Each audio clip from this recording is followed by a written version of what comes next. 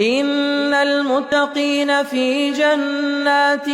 وعيون آخذين ما آتاهم ربهم إنهم كانوا قبل ذلك محسنين كانوا قليلا من الليل ما يهجعون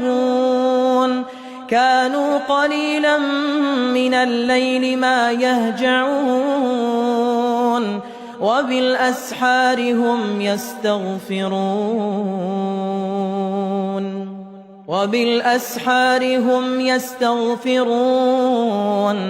وفي أموالهم حق للسائل والمحروم وفي الأرض آيات للموقنين وفي أنفسكم أفلا تبصرون وفي السماء رزقكم وما توعدون فورب السماء والأرض إنه لحق مثل ما